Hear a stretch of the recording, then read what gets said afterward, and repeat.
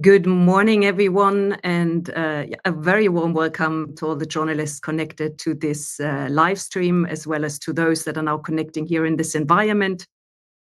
We are here now today for the Sentinel-2C pre-launch press briefing. The latest satellite in Europe's Copernicus program, Sentinel-2C, is set for launch on the last Vega rocket liftoff from Europe's Spaceport in French Guiana on 3 September this year at 10:50 local time at night, which would bring us here in Europe to 4 September, 3:50 at night. And I am very pleased to have with me today for this pre-launch media briefing 4 speakers that will give you a short introduction, followed by a Q&A session. If later on you would like to have some questions answered, please feel free to put them in the chat you find here within the environment, and when we will address you on the order of you raising the questions. With me today, I have Simonetta Kelly, Director of Earth Observation Programs at ESA, followed by Mauro Facchini, who is the head of the Unit for Earth Observation at the European Commission. Then we have Stefan Israel, who is CEO at Arianespace, and Tony Trocker-Nielsen, Director of Space Transportation at the European Space Agency. And with this, I would like to give the word to Simonetta Kelly. Welcome. Good morning. Thank you, Nina. Good morning to everybody for this press briefing for the launch of Sentinel-2C. I'd really like to say hello to the journalists that we're getting ready for the launch next week. And I have a few slides that I will display to introduce the Sentinel satellite. If those could be displayed, it would be great. So we have a Copernicus program that's basically a great success story of Europe overall. It's a program which is led by the European Commission. You'll hear all about it from the next speaker from the Commission, from Mauro. But in that context of 25 years of collaboration between ESA and the Commission, the European Space Agency has been organizing the space component and coordinating the space component of this program. So if we go to the next slide, basically we see what's the role of the agency in that context. It's to develop the satellites together with the support of European space industry. It's to operate those satellites together with EUMETSAT, and also to organize the data package in support of the various Copernicus service. Today we have 7 first-generation satellites already in operation. They're well functioning. The first launch of Copernicus was in 2014 with Sentinel-1A launched. And since we have a variety of satellites of those Sentinel family, of Sentinel-1, Sentinel-2, 3, 5P, and 6 that were launched. 7 out of the 8 are fully operational today, and we look forward to launch Sentinel-2C next week. If we go to the next slide, we see what are the features of Sentinel-2C. It's in fact, in a nutshell, a mission that's a mission with an optical sensor. So an optical sensor that has 13 bands, and those 13 bands have different spatial resolution. You have 6 bands at 10-meter resolution, 3 at 20-meter resolution, 6 at 20-meter resolution, and 3 at 60-meter resolution. So overall, a resolution of the satellite of about 10 meters and a 5-day revisit time. And this is allowed by the fact that you have 2 satellites up in operation, and that's why it's so important to launch next week Sentinel-2C, which will in fact, once commissioned, after 3 months commissioning, replace the Sentinel-2A and will grant that revisit periodicity that is done from Sentinel-2. It's important, this Sentinel satellite, the 2, it's an optical mission that was conceived initially to support requirements which were coming from the land, and I would say mostly what is related to forest, agriculture, and land activities, but has provided very much beyond its initial objective, a lot of results also in areas like oceans, bathymetry, and methane. It's those 13 spectral bands are very important in the sense that today we're also building the next generation of Sentinel-2, We're going to submit the decisions related to Sentinel-2 next generation to the ESA Ministerial Council next year in October. And that Sentinel-2 next generation will be the longer-term continuity mission. It's a mission that will enhance both in terms of spatial resolution, passing from about 10 meter to 5 meter, and also in terms of spectral bands. The SWOT of Sentinel-2 is about 294 kilometers. And what is also important to mention here is that it's been built by a consortium of companies, over 60 companies, that was led and it's been led by Airbus Defence and Space, Germany. So you see a very strong collaboration in terms of industrial collaboration and institutional one. And last but not least, the data of Copernicus are distributed based on a free and open data policy, which means those data are free, available for those users, institutional users, but also commercial users and also science users. If we go to the next slide, we see the present and future. So to give you a perspective, what is important with the Sentinel system and for 2C as well is the continuity of data in terms of providing data to the users. And that's why we have a third model today of that Sentinel-2C plan to be launched in terms of requirements from the users. Those are collected by the Commission, but in terms of continuity of data, it's really important to have stable, continuous data provision to those users. And in particular, as I said, in areas of application like deforestation and land. And we have a 2D planned launch in late 28, and as I said, the next generation of Sentinel-2, which is foreseen after a decision and funding granted by member states of ESA and the Commission in the early in 2032. If we go to the last slide, I'd like to mention what I just said, that the satellite data use has been extremely positive in terms of the success story, not just in terms of variety of application in which the data have been used. You see here the area of agriculture and food security, and as I said, land was the initial really application area for which it was conceived as satellite. Today, food security is part of the societal development challenges. Agriculture is certainly a very important domain in which we work, but not only that, also forestry and deforestation monitoring. Accurate burnt areas is another example, which is also helping the monitoring and implementation of relevant legislation.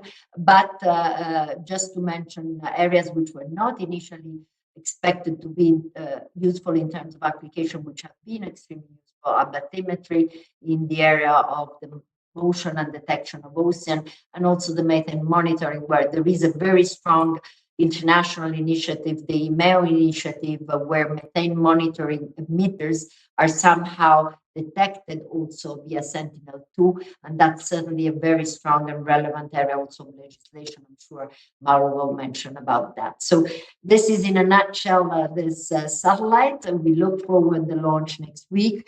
I must say, over all these years and also the preparation of the campaign, we had extremely good collaboration with all the actors. The Commission in premise, but not only the industry, I'd like also to thank, and of course with Arianespace, Avio, and all the launcher providers during the. Thanks a lot to all, and I'm available for questions. I'd like to pass the floor to Mauro Facchini, who is the head of the unit for Earth observation in the European Commission in DigiDefis, and really a closest partner on this mission in terms of collaboration. Thanks a lot, and Mauro, to you. Thank you very much, Simonetta. First of all, can you confirm you can hear me well? Yes, I see that you are. So yes, so it's so welcome to all the participants, journalists, and so on, and to the good friends I see online with whom I cooperate practically on a daily basis. My role as European Commission is mostly to speak about Copernicus and what is the importance of Sentinel-2C to this program. So European Commission has been mentioned by Simonetta, is the manager of the program of the Copernicus, and Copernicus is one of the is the Earth observation component of a broader European space program that is already including also Galileo, EGNOS, and something about IRIS² for the future, and so on.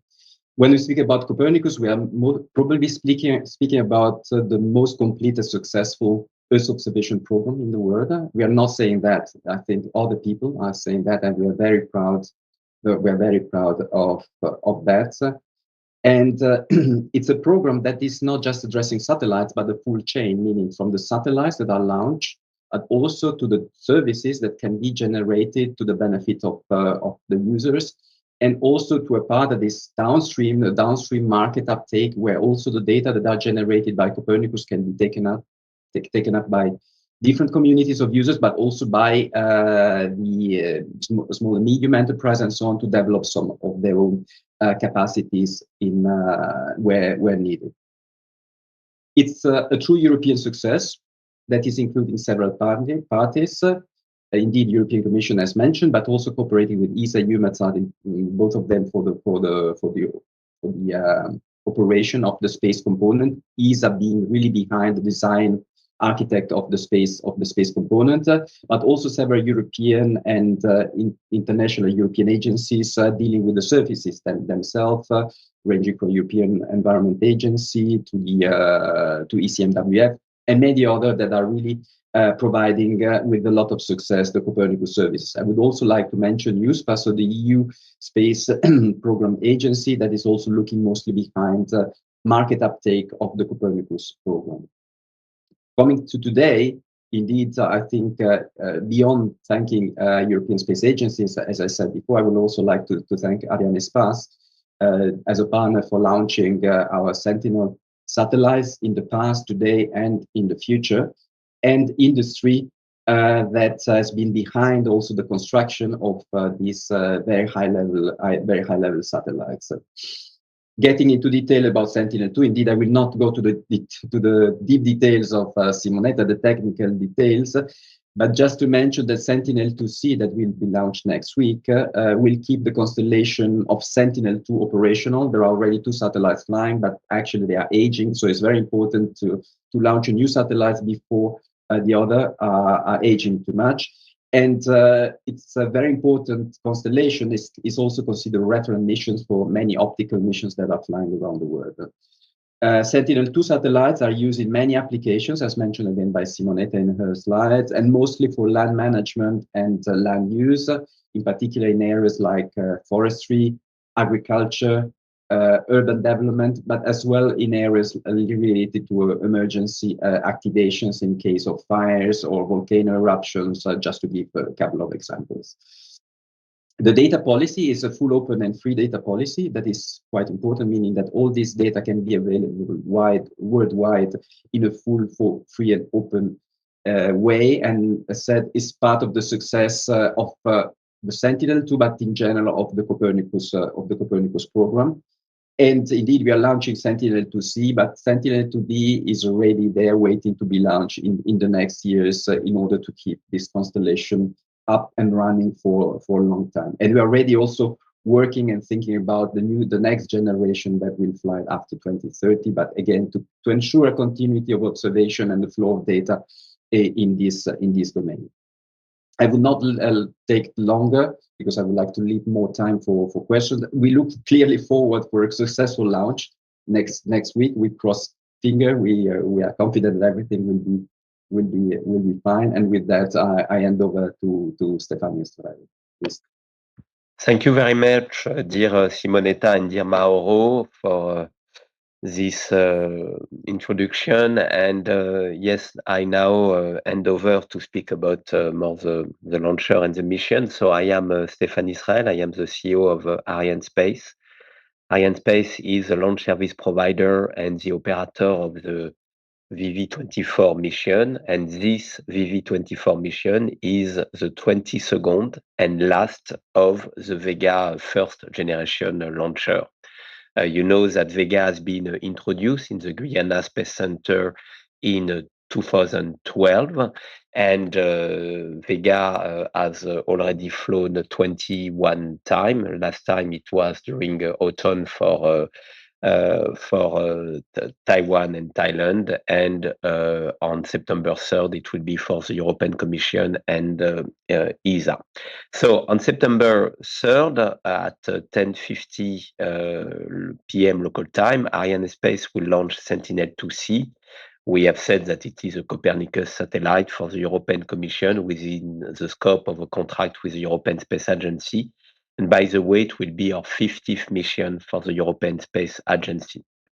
This mission will place its passenger into a sun-synchronous orbit at an altitude of 775 kilometers. The spacecraft separation is expected 57 minutes and 20 seconds after liftoff, and we expect the satellite signal acquisition within 12 minutes after separation. We are really delighted to start the Vega year with the European Union's flagship program, Copernicus, enhancing life on Earth. This mission really highlights Arianespace's commitment to space for a better life on Earth. As said by Mauro and Simonetta, so this satellite is part of the Copernicus program. Regarding Arianespace, it will be the 5th Sentinel launched by Arianespace, knowing that 2 previous satellites have been successfully launched with Vega, Sentinel-2A in 2015 and Sentinel-2B in 2017. And Arianespace and Vega C have 5 more Copernicus launches in our order book. Sentinel-1C, which is scheduled on the Vega C return to flight by the end of the year. And it shows to you that Vega and Vega C this year will work in exclusivity for the Copernicus program, which I think is a very good signal when it comes to showing that we are here to guarantee an autonomous access to space. So we have Sentinel-1C, Sentinel-1D, Sentinel-3C, CO2MA, and CO2MB. It shows how the European Commission is committed to the European industry, and we really thank the European Commission for its trust. The launch campaign has been running perfectly well since July 12.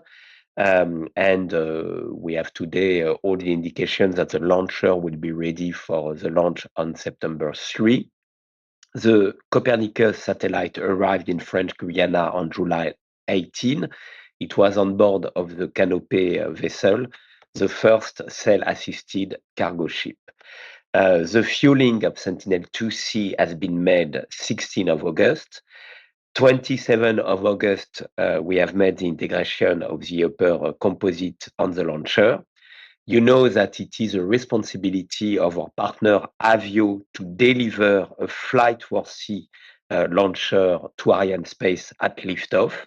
And for that, we will assess collectively the flight worthiness of the launcher during our launch readiness review, which will take place the day before the launch on September 2, and then September 3. If all the parameters are green, we will be ready for a launch.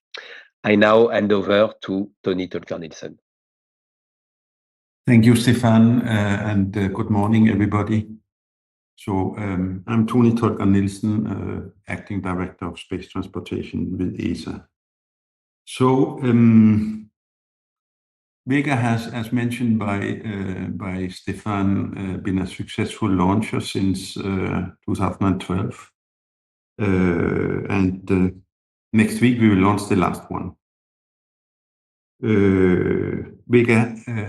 Vega Classic will be replaced by Vega C. Vega C made its inaugural flight in July 22. And unfortunately, it failed its second flight in December 22 due to a problem with the Zefiro 40 engine, actually the nozzle of that engine. I can reassure you that there is no commonality between that failure and Vega. Even the Zefiro 40 engine is not used on Vega. Now we have completely redesigned the Zefiro 40 nozzle and to make it much more robust, and we have made a very successful test of this motor with the new nozzle design. And we made that test in July, and there is a second test foreseen in October. And there is very good confidence in view of the very good results we got on the first test in July, that this test in the beginning of October will be successful. So this will bring us on track for a return to flight of Vega C as of end of November. And actually, this planning has been stable since many months, more than a year. We have had a very stable situation, and we have been following a plan that was set out in the middle of last year, actually. And I'm very confident that we will be able to make it with Vega C return as of end of November. And as mentioned by Stefan, it will again be for the service of Copernicus. It will be a launch of Sentinel-1C, which is waiting for its launch. So with this, I will stop and give you some time to ask some questions. Thank you. Thank you very much, Tony Torker-Nielsen. So this will bring us to the end of the presentation and the introduction, and we will now open the floor to questions and answers. Of course, I would like to remind everyone that we're recording the session as well. So the moment you're using your microphone or your camera, you're agreeing to be recorded, please feel free to just raise your hand here on the right side in the environment if you want to ask a question. But at the same time, you can also put the question here in the chat, and we will give you the word in a moment. Are there any questions? The first one is always the most difficult.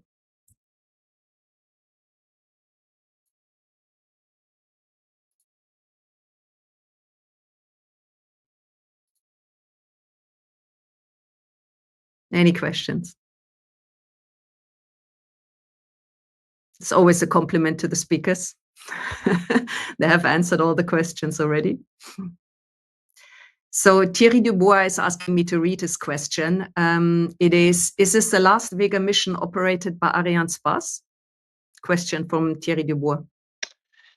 So, as communicated to the journalist at the end of July, so I thought that Thierry Dubois was aware of that. We will be responsible for the launches of Vega and Vega C up to VV29. So we have 6 missions to deliver more, including this one. And after, Avio will be the sole launch service provider and operator of Vega. It will be Vega C, sorry. We have an order book going up to the mission 39. So we will discuss with the different customers, starting with the European Commission, regarding the handover of this contract in a full cooperative mode. And as decided by the member states at the end of July, Avio will start the commercialization of Vega early September. So Arianespace is not in charge anymore of selling and marketing Vega.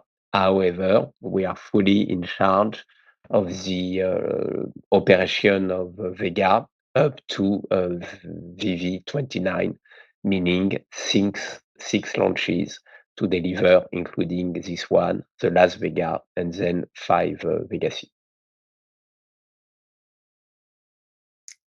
Thank you, Stefan. There is a question as well from Robert Wall. I think, Robert, you had your hand up. You took it down again. I will read your question if you agree. It's a question for Tony Torker-Nielsen or Stefan Israel. Does the nozzle redesign impact your payload capacity, and if so, how?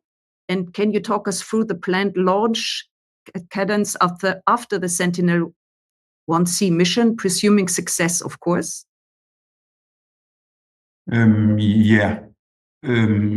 Actually, the new design and the new material is very, very good.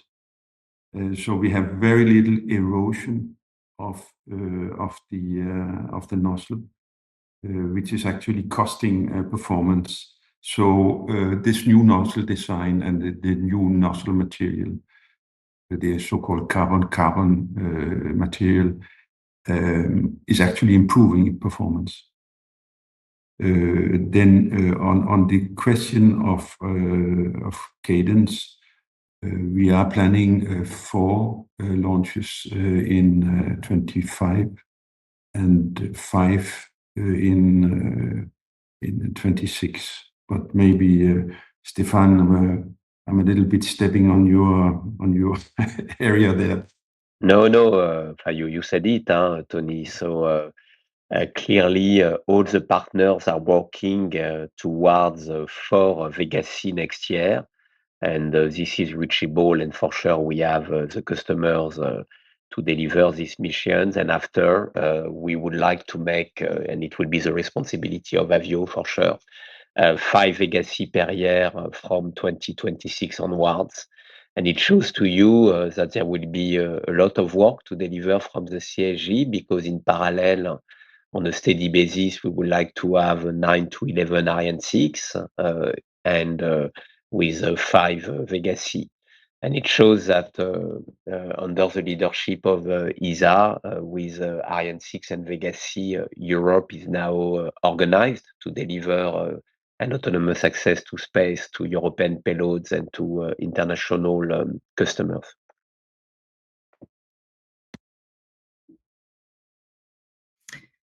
Thank you very much. Robert, please raise your hand again if you have a follow-up question to that. In the meantime, I would like to understand from Simonetta and from Mauro, first of all, Copernicus is now more than 25 years old, I think 26 this year as a program, and has set, I think, the gold standard for Earth observation.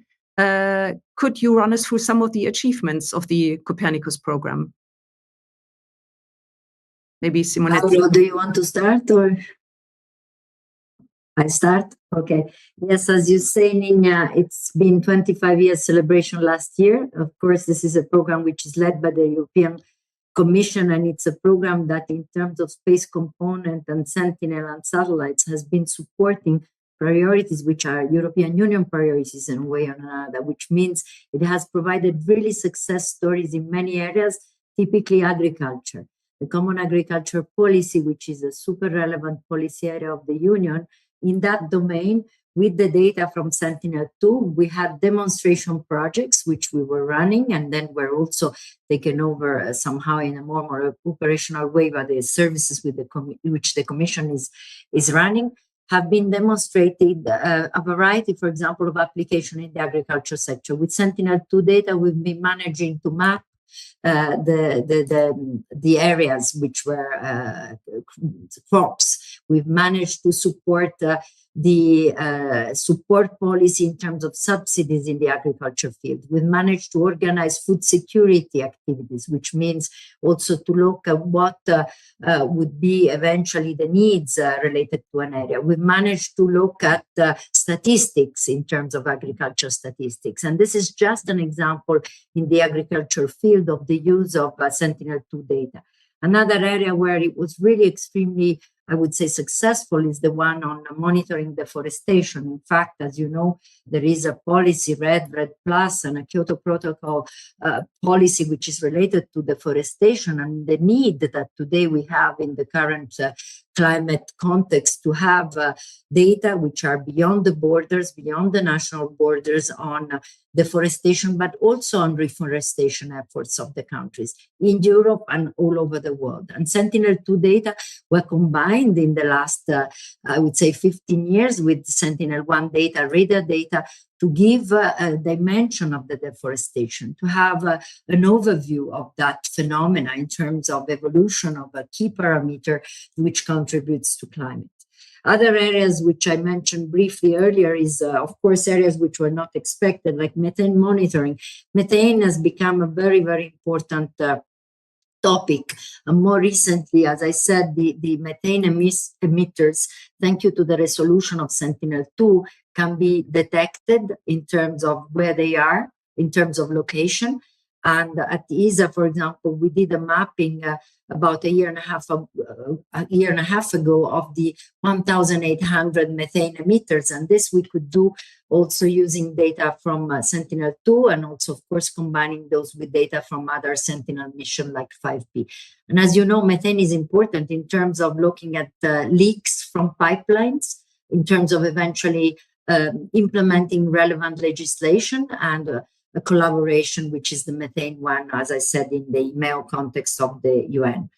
We also look at the ground motion with Sentinel-2. So I think it's a long list of success stories in terms of application, but also a success story in terms of companies that in Europe have managed to do business and do value-added products which are very relevant. Today, the European Environment Agency is using Sentinel-2 data together with other relevant data to do the report on the state of the environment. You can see green areas in the cities also, thank you to Sentinel-2.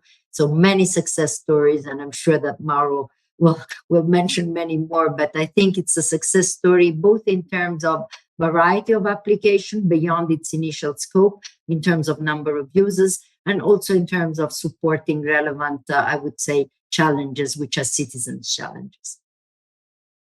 If I may complement what was said by Simonetta, also taking up what Ninja was mentioning. Actually, we celebrated last year 25 years of Copernicus, meaning that we started in 98. It looks like a long time back, but actually the development of a space program is taking time. First of all, it started in 98. It was, I think, an idea of some brilliant minds where said, okay, it would be useful to have an Earth observation program in Europe. Actually started in a small village in Italy along the lake. It was called Baveno. There was a Baveno manifesto at that moment.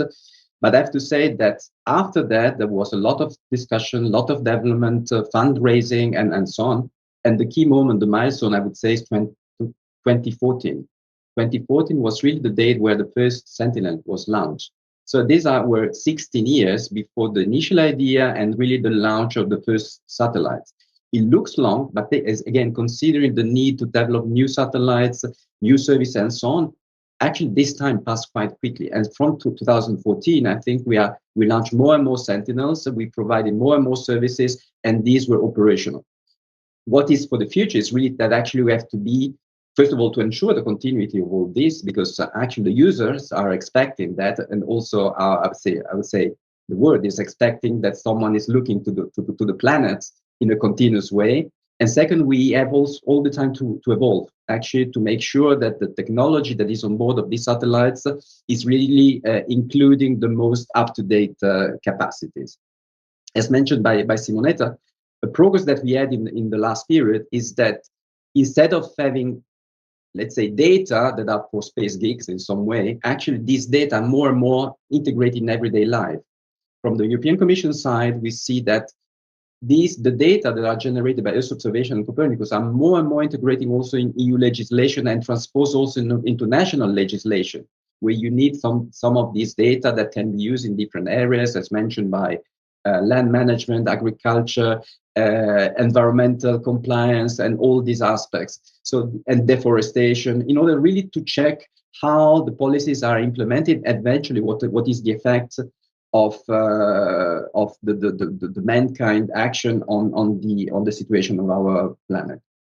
Coming directly to the question in the chat that was would it help us highlight the environmental damage caused by ongoing wars? I think this is a very good question, and actually the answer is can have a double facet. The answer is yes, meaning that the data as they are can really give evidence about damage, because you can see it's true that for the time being we are 10-meter resolution, but already big damages can be identified. Maybe with a new generation we're already thinking to go down to around 5 meters or so on. It's under discussion, so even better. And this can be also complemented with all the data that we buy from commercial capacity. So combining optical data with Sentinel data, with those we can look into that. This was the positive side of the answer. The negative side is linked to the fact what I said in the beginning. We're speaking about full open and free data.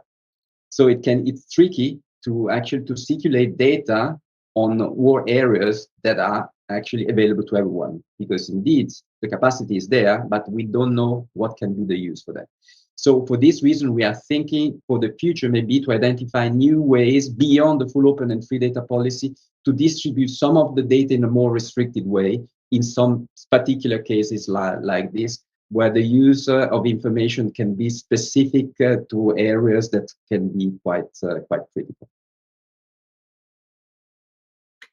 Thank you, Mauro. Thank you also for already picking up that question from Cinzia Boschiero from Italian news agency. There's a follow-up question from her. Cinzia, I know you have some issues, you say, with your audio, but I'm not sure I fully understand. Maybe Mauro does. Are there any new future strategies to integrate into the space, I guess that means into space, European policies implemented so far? Do you want to comment on that, Mauro? Yes, very quickly. As I said before, I think indeed one of the main points is that we have to ensure the continuity of the availability of the data. But beyond that, we want also to evolve. So what is in the evolution? What are we planning? I would say mention three areas.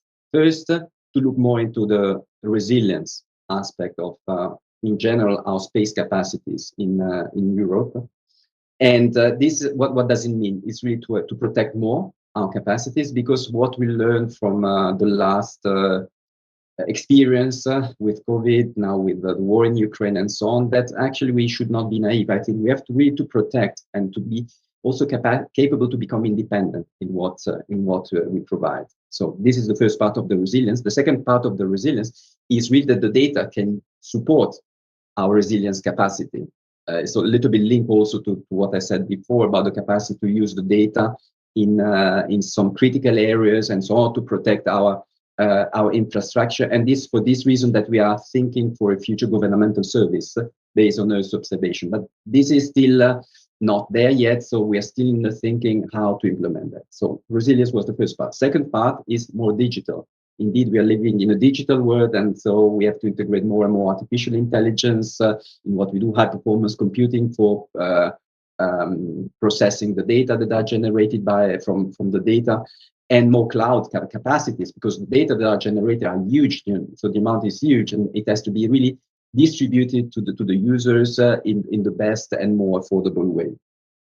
And last point, so beyond the resilience and digital, is a more integration with let's say industrial capacities, because Copernicus is a public finance program. But indeed, more and more, I think we have to combine the data generated by Sentinels that are publicly owned satellites with commercially owned satellites. Actually, this can be complementary because I think they can work together. Indeed, when working with Copernicus, we don't want to compete with the commercial sector. This is the reason why we never enter into high resolution side. We led it to the commercial sector. But this is not meaning that we are not using those very high resolutions. So we have really to see how these two elements, so the commercials, the public side with the Sentinel and the commercial side, can work better and better together. Thank you very much, Mauro. There's a follow-up question from Cinzia on the Vega side. She again is looking, I think, for a statement on the independent access to space for Europe. I would assume here in this context, continuing with Vega C and Ariane 6, will it possible to continue having this independent access to space? Question to Tony. Maybe Stefan wants to add. Yes, thank you for the question. Let me just take the opportunity to correct what I said in the beginning. The test of the Zefiro 40 engine was not in July, it was in May, on the 28th of May. Now I'll come back to the question. Indeed, Ariane 6 and Vega C is today and will in the future guarantee Europe's independent access to space as long as necessary. And that was acted by ministers in Seville in November last year, where we established an exploitation model for the stabilized exploitation of Ariane 6 and Vega C. So that has been achieved. And in parallel, and there is a number of privately developed launchers coming up in Europe, which we will use as well and open competition and foster the growth of these startups that are developing launch services, so that in the future we will have more competition and we will have a more resilient access to space. But before this happens, we will support and maintain Ariane 6 and Vega as our guaranteed access to space. I don't know whether Stefan will. Again, thank you, Tony, for what you have precised. It's clear that the commitment from the public sector during the CEVI summit is an outstanding one, and I think we can say that maybe Europe has never been as committed as it is today towards ESA developed launchers with Ariane 6 and Vega C, complemented by newcomers. We know that since day one, Ariane 6 and Vega C have been sought in full complementarity, industrial complementarity with P120, the famous common booster, and for sure commercial and capacity complementarity, because the launchers are not evolving on the same segment. And when you take institutional needs, these launchers can deliver for Europe all what is necessary in terms of performance and capacity. There is something we do not do, it's human flight. But apart from human flight, when you take all the European missions, we have with Ariane 6 and Vega C a full autonomous access to space. When you take what will happen this year, it's quite remarkable to see that Vega and Vega C will deliver for Copernicus. Ariane 6 will deliver for the French MOD with CSO3. And so you see that we speak here about 3 institutional missions, and it is a perfect example on the fact that this launcher will give to Europe long-term autonomous access to space. Thank you, Stefan. Israel, there's a follow-up question from Robert Wall, stating that we will have an Ariane 6 mission before year end and Vega C return to flight in a rather tight window. Could you please address if there are any challenges in balancing that tight schedule, as he assumes? Robert Wall. No, you know that we can make from the Guiana Space Center approximately a launch every 2 weeks. And today what is forecasted is to have the next Vega C launch by the end of November. And then we forecast to have in December Ariane 6. And I do not forecast any conflict between these 2 missions. We would start with Vega C, and after we will have Ariane 6 with no difficulty. We used to make 12 launches per year from the Guiana Space Center with our family, and we are perfectly organized with our partner CNES to deliver a mission more than once a month, so there is no problem. Thank you. There are 2 other questions, but I would like to continue with the one from Marta Meli from Sky TG24, because it is also related to launches. She is asking, can you tell us, and I think this is addressing ESA, more about the private European launchers you're betting on for the future? Tony. Yes, there's a number of privately developed launchers that are being developed now by startups in Germany, in France, in the UK, in Spain, and in also, I believe, in Italy. And they are all working on what we call mini and micro launchers. and there was supposed to be an inaugural flight of the first one or even two of them this year.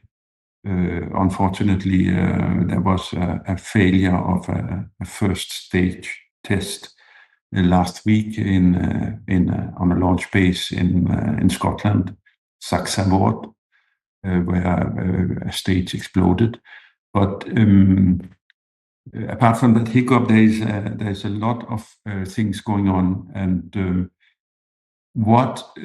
they all have plans of developing first a micro launcher or mini launcher, and then make the next step to a bigger launcher in order to become economically viable.